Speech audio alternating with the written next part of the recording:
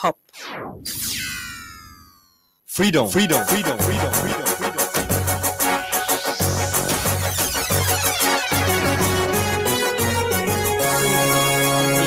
This is Freedom Global News.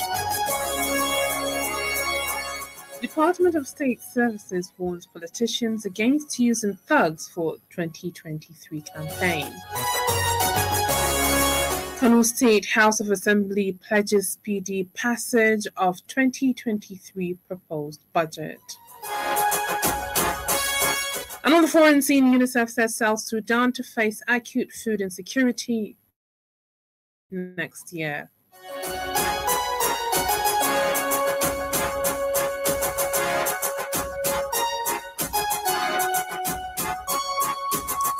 Good evening, you're listening to Freedom Global News on 99.5 FM. I am Hauwa Adamu Kiyawa.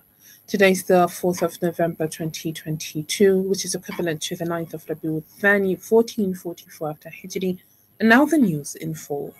The Department of State Services, DSS, has warned that there is a possibility of politicians using thugs during the campaign for the 2023 elections. The DSS director in Kaduna, Abdul Enache, stated this in his presentation of a report of security situation for the second and third quarter in the state. The director said there is a need for the government to take the situation seriously by taking steps to sensitize the youth against allowing themselves to be used as thugs in the state and other parts of the country. He also urged the people to help the security agencies to fish out informants that are aiding the bandits and terrorists across the state and country. He said identifying informants is not the job of security agencies alone, adding that everyone has to participate in identifying informants in the communities. He also urged the military to sustain their operations against terrorists in areas like Brunungwari and other flashpoints. The Minister of Information and Rural Development, Lai Muhammad, said security matters are so sensitive that requires all hands on deck to come out with solutions. He stated this at the Kaduna State Special Security Council meeting and presentation of the second and third quarter reports of security situations organized by the Kaduna State Ministry of Internal Security on Home Affairs. Correspondent Abba Mikaelu Ndani reports. The minister assured Nigerians that the present administration will work hand in hand with state governments with a view to eliminating bandits and banditry across the country. What I've witnessed today is really a validation of my own position that the Nigerian military, working in concert with our government, have what it takes to handle the security situation in Nigeria. In a remark, the Kaduna State Governor Nasir El-Rufai ordered the Ministry of Justice and relevant security agencies to investigate and prosecute any individual or groups found guilty of political thuggery in the state. El-Rufai explained that the presentation of the security situation reports is part of the fulfillment of his administration's primary obligations as the superior stakeholders in the state. He commended security agencies for their tremendous effort towards reducing the level of insecurity across the state. We thank the federal government for finally authorizing the launch of these military and police offensives. We commend the military and security forces for their efforts and sacrifices as they work to uproot the criminals. I wish to stress that in this region, this vital mission requires a comprehensive and consistent sweep across the Northwest and Niger states for sustained success. Speaking with newsmen shortly after the event, the Kaduna State Commissioner of Internal Security and Home Affairs, Samuel Arwan, said a lot of successes have been recorded and operations are still on to safeguard the lives and properties of the citizens. 109 elements were taken out. There is also reduction in the number of kidnappings, number of citizens who are injured by non-state actors. So it's a clear indication. And like we've reiterated here today, we will double up what we are doing. We will continue to partner with security forces. We will continue to work with the traditional institution because the traditional institution is a major source of intelligence. Different stakeholders comprising of security agencies, personnel, traditional rulers, among others, attended the event. For Freedom Global News, I am Abba Mikael Dendemi reporting.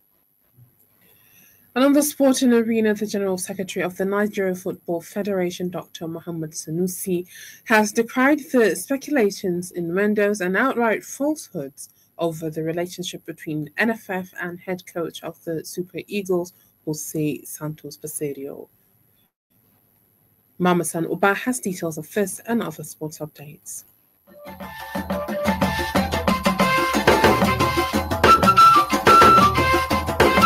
Dr. Mohammed Sunusi stated that Jose Pesero has been doing his work without entertaining any distractions and has even compiled his list of players for the upcoming international friendly game with Portugal in Lisbon on November 17. There has been considerable media frenzy over the past few days regarding Pesero and the Nigeria Football Federation, with a section of the media speculating that the football governing body had gone ahead to empanel an interim coaching crew to do the job of Pesero in the event of a breakdown in relationship.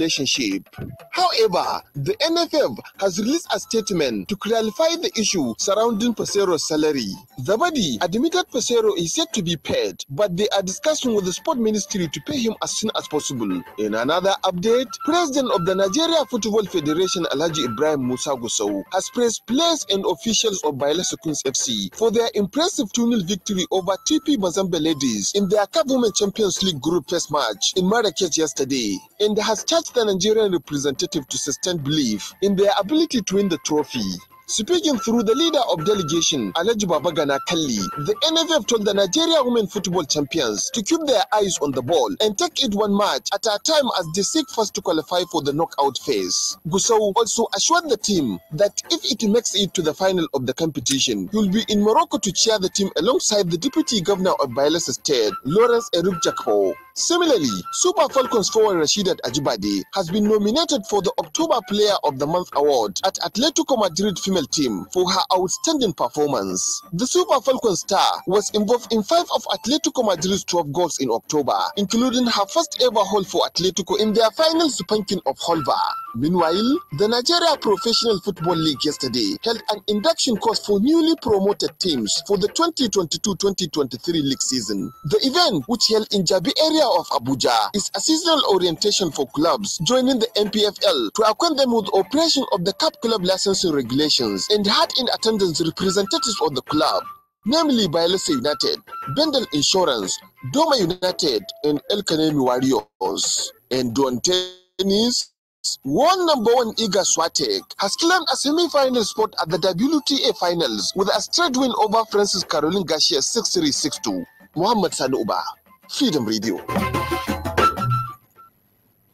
The Global News is coming to you from Freedom Radio 99.5 FM. You can send your comments, opinions, and watch us live on Freedom Radio Nigeria on Facebook.com. You can get the link to the page on our website, freedomradioenergy.com, or call us through this number, 082-444163.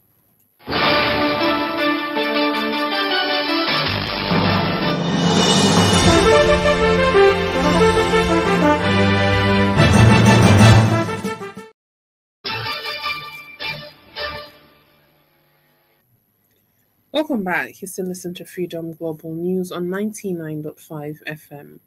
The Kano State House of Assembly has pledged SPD passage of the 2023 proposed budget presented by Governor Abdullahi Umar Ganduje into law before the end of this year.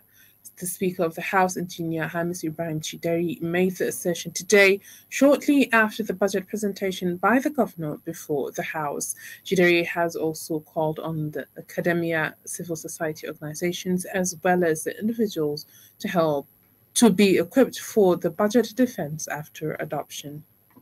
In the last 3.5 years of nine Kano State House of Assembly, we have passed more than 40 bills into law that include Kano State Appropriation Law 2021-2022, Kano State Public Financial Management Law 2020. I would like to use this opportunity to inform all head of government, ministries, departments, and agencies of the state to prepare and make themselves available to defend their budget proposals before our respective committees of the House.